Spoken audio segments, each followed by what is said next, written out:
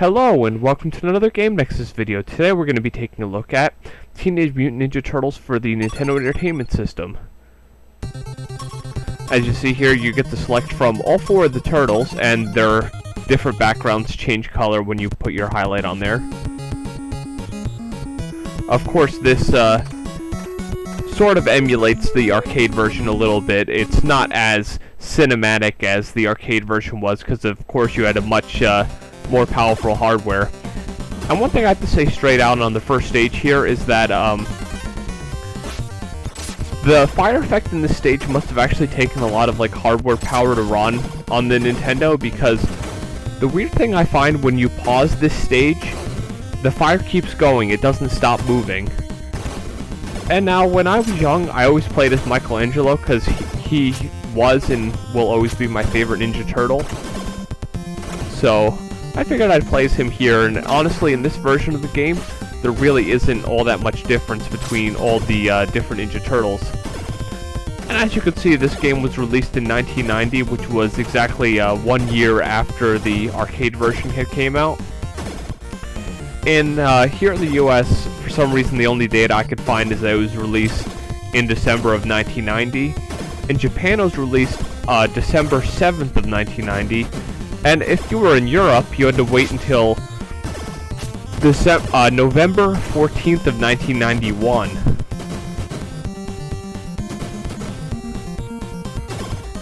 And now here's the second type of foot soldiers, who are the ones that throw the knives. The first foot soldiers, who are those regular purple ones, they punch and they throw throwing stars at you.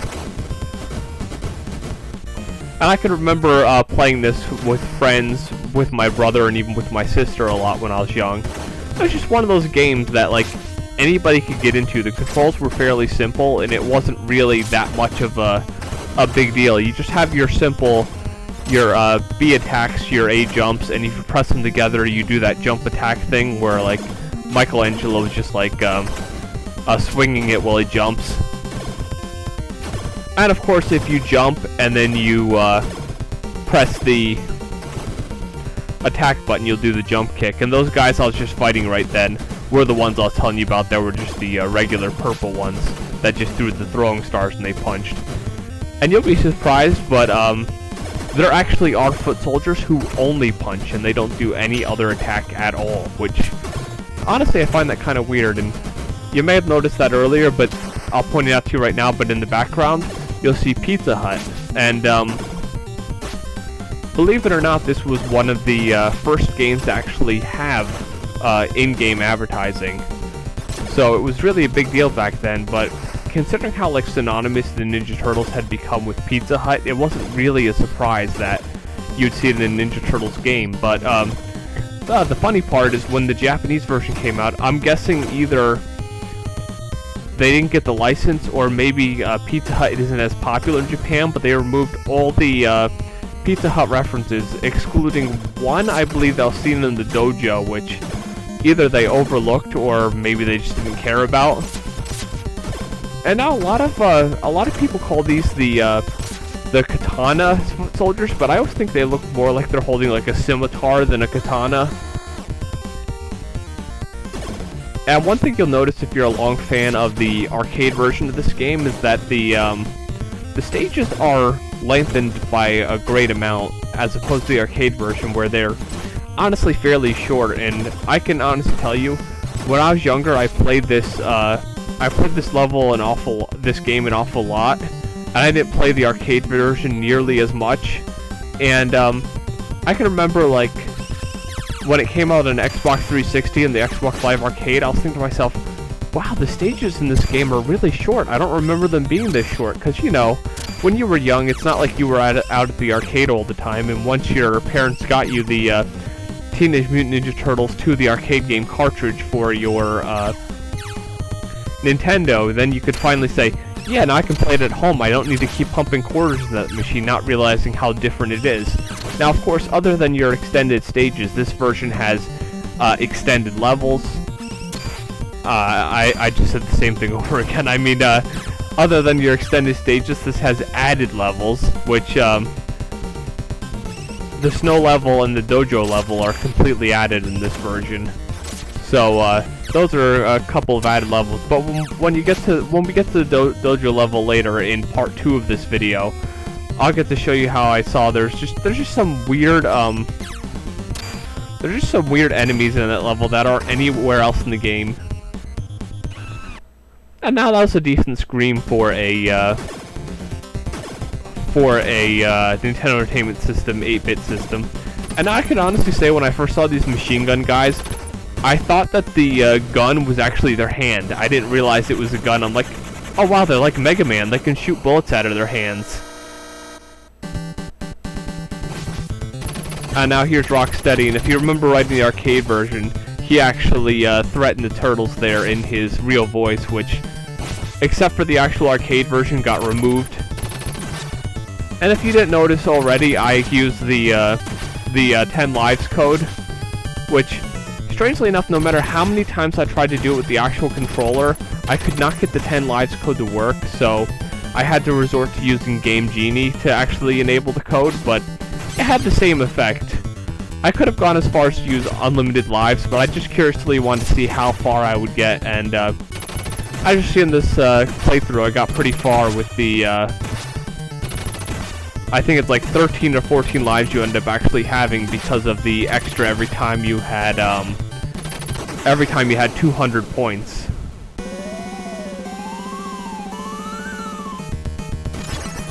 And I can remember when I was young, every time that scene would happen, I was really mad. I was like, oh, that is so annoying. We finally save April O'Neil, and then Shredder comes and takes her. And now, speaking of points, in the Japanese version of the game, points actually meant a lot more than they do here. Like, for instance, every enemy you ever defeat in this game is 1 point. You never have any enemy that's more than 1 point, but in the Japanese version, there are enemies like those big helicopters and stuff that are multiple points, which I always thought were pretty cool. And now this part I always thought was cool, the thing where you see Shredder and then you see April O'Neil on the TV. And when I was young, I was always like, hey, look, it's April, and she has a new boyfriend. I don't know why I said that, but I always just said that when I was young, and my brother and I always thought it was funny. And that was honestly one of the first times I ever got hit by the manhole cover. I'm usually pretty good at hitting them. I was pretty much surprised myself there. And the thing I like about this game is at least there's a bit of variety because you can do a couple different moves, as I mentioned, the jump kick, the jump and attack, and just regular attacks. Now, for some reason, when I was young, these foot soldiers that threw the dynamite, I always called them the drug dealers for some reason. I don't know where that came from. I guess because it's kind of like they're in an alley here, and it looks like they're trying to do bad stuff to the Ninja Turtles.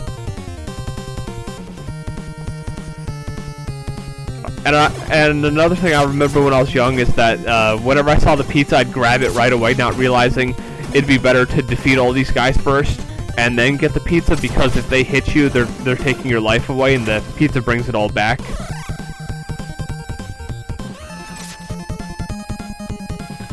And now, funny part about that striking the girl there is that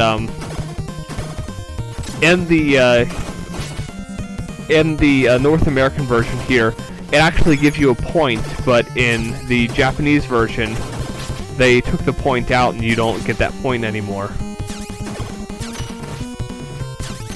Also in the European version, you got the point as well. And now another note about the Japanese version is, as I'd mentioned in my arcade version video for this, is that there was the original Ninja Turtles game in Japan had like a very weird name. It wasn't Teenage Mutant Ninja Turtles, but it was something like Japanese-like. So when this game got released, they didn't change the name to Ninja Turtles 2, the arcade game. They called it Teenage Mutant Ninja Turtles. And in Japan and Europe, this was distributed by Konami, but in America it was Ultra Games. And now, a funny thing about those signs that just fell over, here in the North American and European versions they say Pizza Hut, but in the Japanese version they say Turtle Racing, and they show this weird like star on it, which when I saw that picture just not too long ago, I was like, that's just so weird. It's just like turtle racing? Even if they had taken Pizza Hut out of there and just made it say pizza and put like a circular pizza on it, that would have made a lot more sense. Unless they just wanted to take the full food reference out of there for some reason. I'm not sure why. Now here's Bebop with his crazy gun that shoots like little laser circles. Now I'm not sure if I do it here or not. I don't think I do. I think he ends up actually taking a life away, but I've actually had times where I've gotten through the first stage and the second stage on 1 life. I don't recall if I definitely got through stage 3, because I think in this gameplay I do stage 3 with 1 life. But whenever I get to the 4th stage, I always end up losing a life, because that's the first exclusive level, the snow stage. And some of the enemies there, like the Frosty, the Hitmen, and stuff like that, they're not nearly as easy as your common foot soldiers, because they take a lot more hits. But he ends up getting me here, of course, as you can see, since it's down to 1 grain of life. And the funny part is, whenever a boss takes me out in this game, I always end up doing really well on that next life. I don't like really lose half of it or anything, because it's kind of like there's something in me that I know that I'm just about to get my life refilled.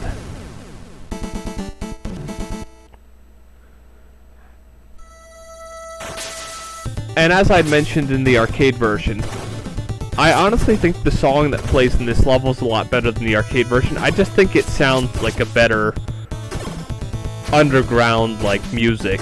It just always has felt that whole this is the sewer level type music. And now here's our first view of the Hammer foot soldiers. Gotta watch out for them. I remember in the sequel, Teenage Mutant Ninja Turtles 3, the Manhattan Project, the Hammer foot soldiers will hit you with their hammers, and you will get squished, which is a really nice effect that I always thought. And it's one of those things with a Nintendo game, you didn't always get effects like that, so it was really cool when you got them. I already mentioned it in the arcade version video of this, but these are what are called the Mousers, which were from the Baxter Stockman episode, which, once again, just like the arcade version, he'll be seen later on in this level. And just like in the arcade version, his attacks are basically the same. He just floats around and throws Mousers at you, which aren't really all that bad, honestly. And now you gotta be very careful with the Hammer foot soldiers, because when they throw their hammers down, it's hard to avoid them if you're directly in front of them, but that goes for any enemy that does a direct front assault attack. And I always like in any of these water levels when an enemy just like jumps out of the water like that. I thought it was a really cool thing for them to do. And now if I was playing 2 players simultaneous for this, which of course as you can see I'm not, instead of having the Teenage Mutant Ninja Turtles logo there, it would say whatever the other player was, like Donatello, Raphael, Leonardo, Don, Leo, Raph, I believe are what the names would be abbreviated as. And now the Mousers are one of those enemies that I never really liked all that much when it comes to attacking them if you can't just hit them when they first come out of the Mouser hole there. Because what happens is they will grip onto your hands, and if you don't shake them off right away, you'll lose a bit of life. Now one thing the foot soldiers always tend to do in this part is they will always tend to hit you toward that thing that's going up and down, because it really takes out a lot of life really quick if you get hit by it.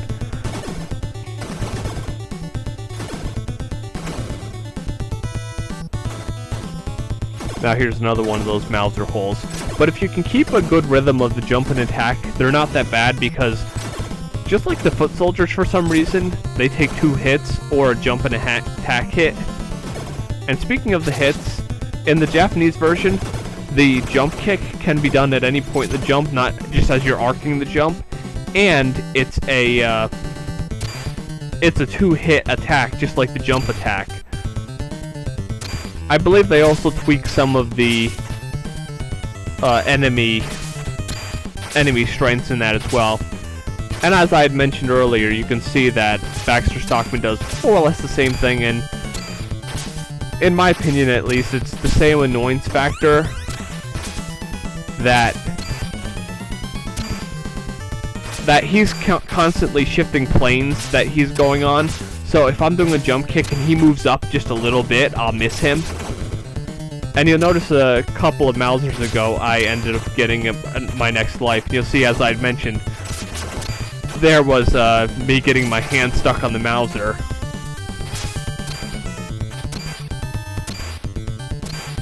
Another thing I could remember is getting back to the arcade version. After having played this version so much, when I heard like the music in the arcade version, I was like, oh wow, this music sounds really good. But you know, it's kind of like playing the video game. Like, I'll use Final Fantasy VII as an example, and you're like, wow, that music sounds good. And then you hear like the fully orchestrated version, and you're like, wow, that's much better. That's kind of how it is going between the arcade version and the NES version of some of these games, because the arcade version, of course, just has a much richer sounding sound.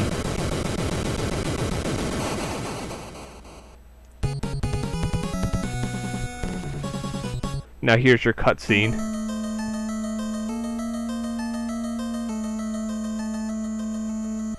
Something tells me Shredder would not like turtle soup whatsoever. He probably would hate it if he ever tried it. But one thing I find kind of weird is that when you beat Baxter Stockman, the thing he was in completely explodes, but somehow they're able to mutate him into a fly like in the cartoon.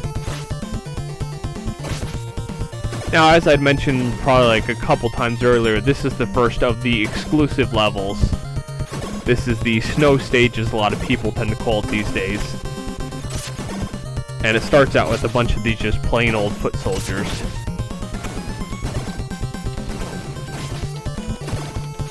Of course, when it comes to the Nintendo Entertainment System, doing a snow stage wasn't exactly the hardest thing, because all you really had to do was drop some background, and it looks like snow if you make everything white. I don't know if I fall into any of them in this gameplay, but if you were to walk over those manhole covers there, you would end up falling right down into the thing, just like you would if you fell into one of the manhole covers after the foot soldier threw it at you. And these are one of the first enemies I'll tell you about. This is what are called Frosty the Hitman. It's basically a little robot covered in snow that shoots missiles at you. And the thing that's really annoying about them is they take a couple hits before they like lose their snow. And then the enemy takes a couple more hits just as the little robot thing. So it makes it a bit of a harder enemy to fight. Here's another exclusive enemy. These are no stronger than your regular foot soldiers, but the snowball throwing foot soldiers. So they're just a lighter blue color, and they throw snowballs at you. Which of course makes a lot of sense here.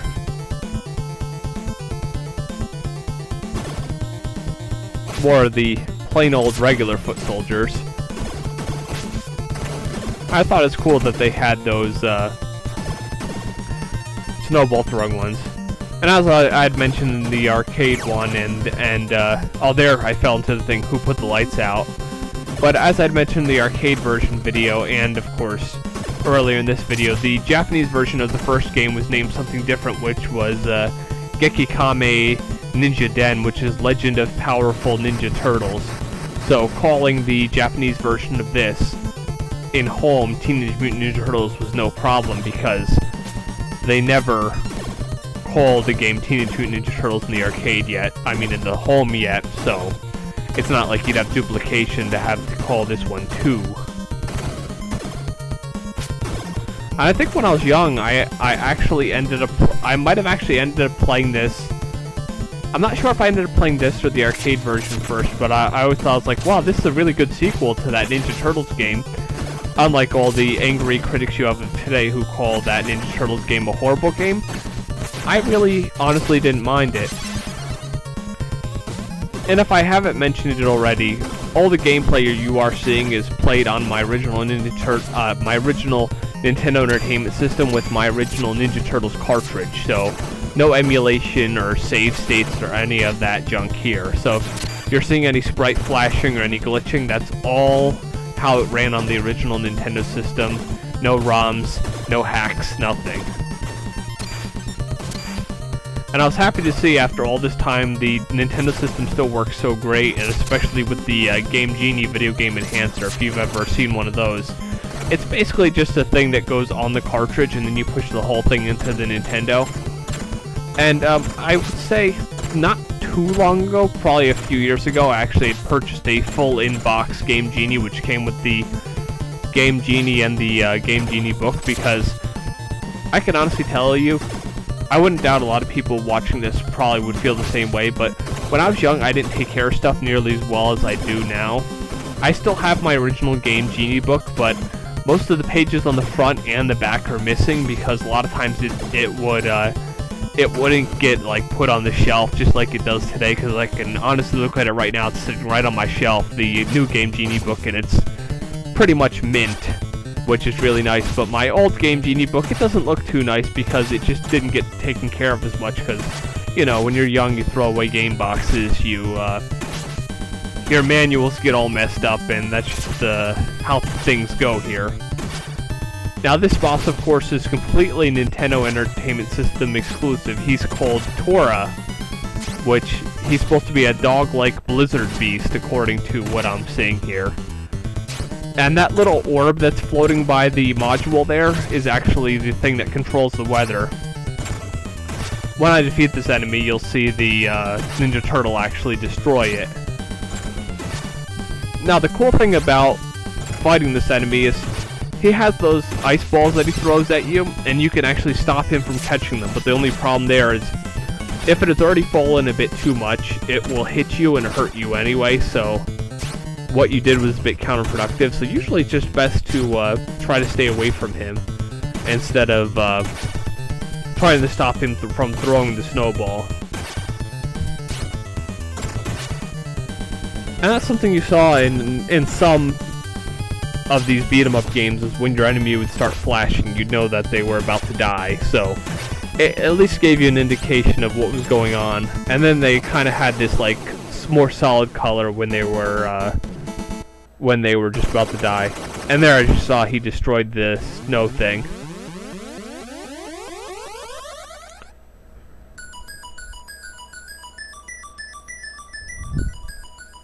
Yep, spring is here because the plan of the bad guys has now been thwarted.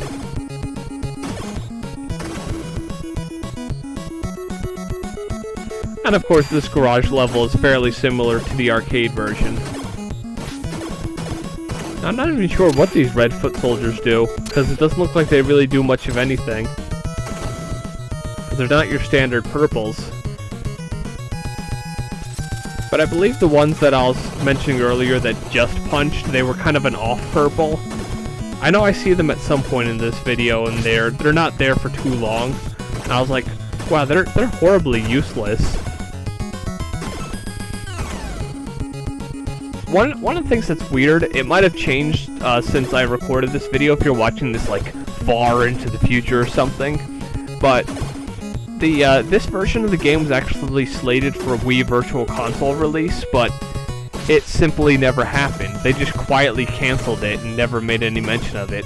I've in fact gone on like the game FAQ's message board and saw people asking, when's this game going to be released? And I'm thinking to myself, wait, this game was released a while ago. What are they talking about? Then I realized, oh, they probably mean like a Virtual Console release of it, since I guess maybe the Virtual Console, if you go on the board, it will forward you to the actual original NES board. It's, you know, it's the same game.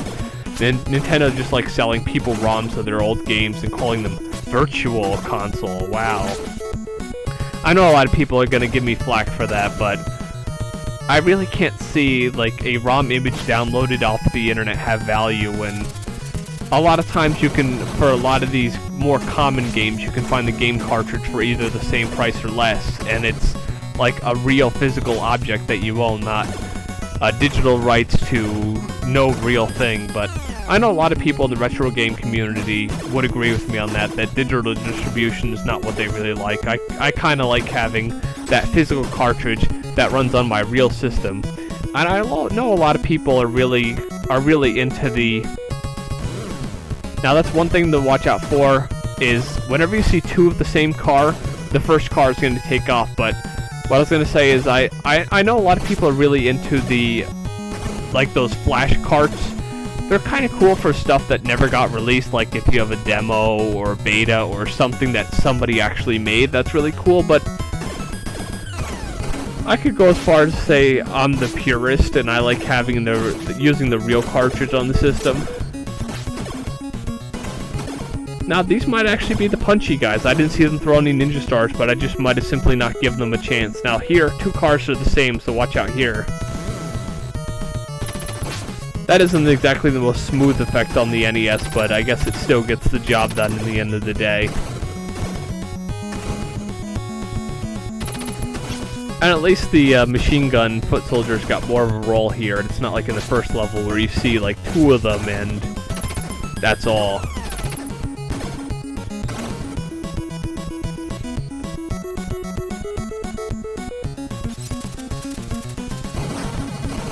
I could remember when I was playing this, I was thinking to myself, wait, now didn't the foot soldiers jump out of the back of those trucks? And it just took so long for the foot soldiers to actually come out of the back of the truck that I was thinking, maybe they took that effect out of the NES version because it didn't work all that right. But it looks like they actually kept it after all, with a few of them. But I believe in the arcade version they kind of had a more like their shoulders were going forward and they didn't just jump sideways. So, you know, they had to lessen some effects here and there a little bit. Yeah, those ones earlier that we had seen that I was mentioning were the punchy-only ones, because you'll notice these ones have a slightly different purple to them. And now, in the arcade version, this would have been Bebop and Rocksteady, but instead it's Baxter Stockman in fly form. Which, now this boss can be a really bit annoying because he shoots at you and you have to try to hit him while he's doing that. And I can honestly say it's not exactly the easiest thing in the world, but he's not that bad of a boss. But I simply guess the reason why they didn't include Bebop and Rocksteady is either one of two things. Either one, it would have been too hard to have two fully animated bosses on the same screen at the same time. They probably would have had to make it a like fairly simple background, or it's a possibility they were just kind of like, you know, the arcade version that was always kind of boring, so why don't we mix it up a bit and put a new boss here, which I think is the more likely scenario, because if you've ever fought Shredder in this, even though they're the same character, there are actually two of him fighting you.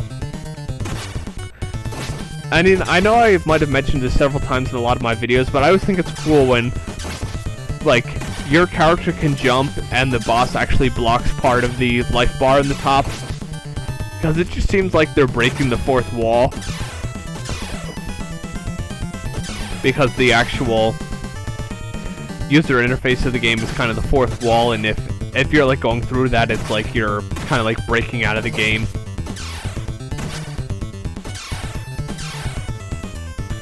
Now this is one of those times where I'm really trying to be careful because I don't want to get that last hit and lose the life, because it's just really annoying when that happens. But I don't know if he gets me or not here. Yeah, he got me, of course. And it goes without saying that he got me and then I killed him on the next kick.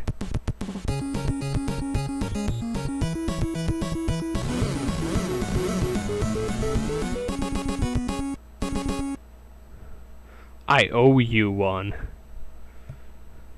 Now we're looking for that secret factory. Now, of course, here plays one of my favorite pieces of music in this game, which is called, as you saw in the beginning there, Let's Party. And the funny part is I played the beginning of the previous video again, just to hear what it sounded like in the arcade version. I was like, wow, that really does sound better than NES, but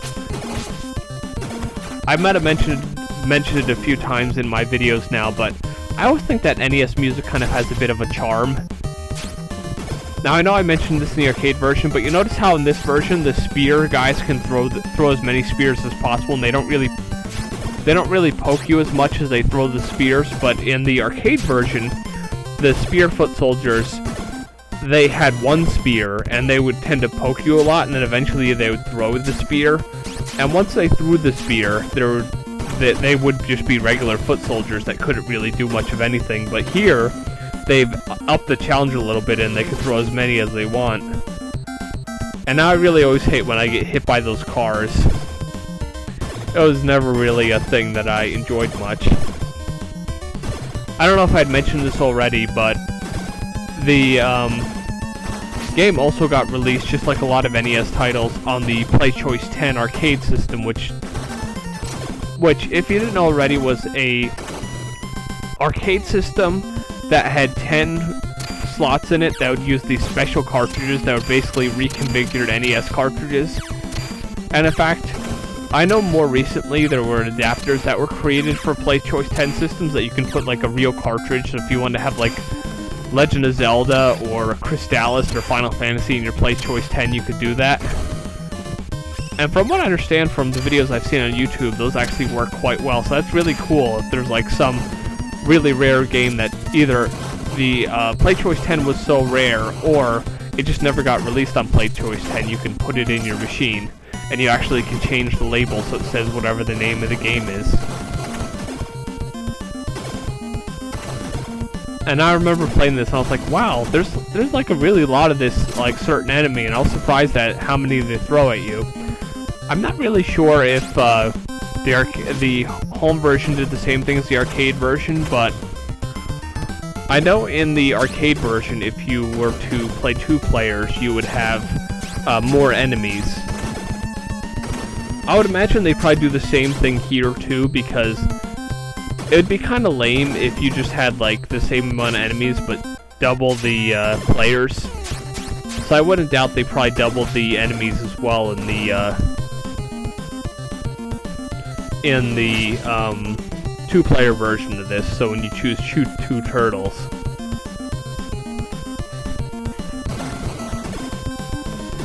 Now, as you can see, when they throw their bombs here, like when you see any enemy holding like a really big bomb that's like kind of bigger than in their head, you'd expect it to be a really big explosion, but it's kind of just a standard explosion from this game.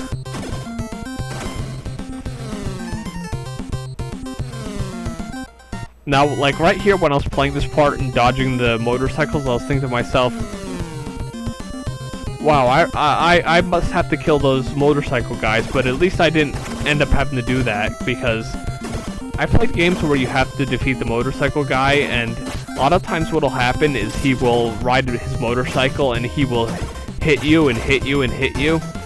And of course, since they always do it, they will have it where he'll keep hitting you until you can actually knock him off. And I can remember some games where it's kind of tricky to knock the enemy off his motorcycle. Now more of our good friends, the Hammer Brothers here. Well, they're not really brothers since they're robots in this game. But I can remember in the movie they were actually just real guys. They weren't robots. But I guess they figured it was a cartoon for children, so having to be robots and not real people just kind of made it a little bit more kid-friendly, since the Ninja Turtles aren't killing people all the time. I know what's cool about the knife-throwing guys is they actually can stab you and throw knives, which I thought was really cool. Anytime like an enemy gets multiple attacks, I always like that. If you're wondering why I keep on kicking back and forth in this part, is I'm desperately trying to not die, but I think that's one of the things that's kind of inevitable. I can remember thinking here, oh great, the tires, it's almost time. But, you know, they're gonna end up throwing way too much foot soldiers at me at once for me not to die, sadly.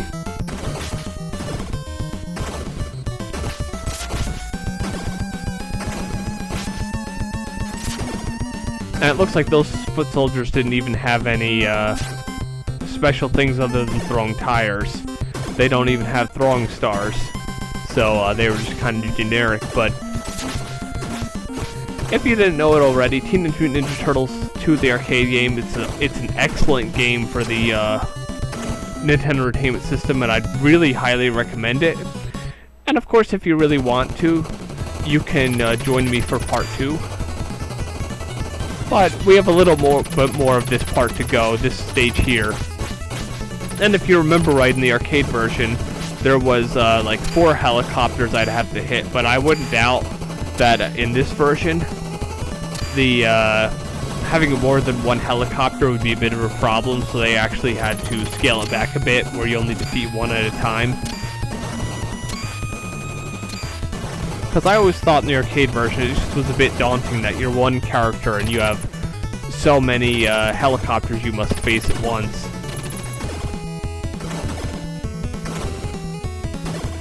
And now with the skateboards here, I thought it makes you feel like you move a little bit slower because you don't like walk as fast as you would if you weren't on the skateboard. And I always thought the weird thing about these foot soldiers is they're you knock them over and it just seems like they fall on their skateboard and they explode and the skateboard just kind of disappears. It doesn't like get destroyed or anything. And I can remember in Manhattan Project, the next Ninja Turtles game after this, the boomerang guys would throw much bigger boomerangs. And they were always much harder to avoid. And just about every machine thing makes that same beep sound when you hit it.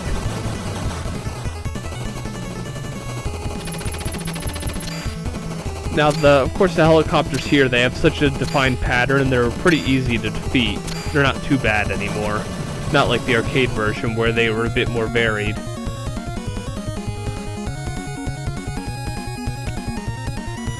But yes, that was my first half of my playthrough, and I will see you in part 2 of this video. See you later.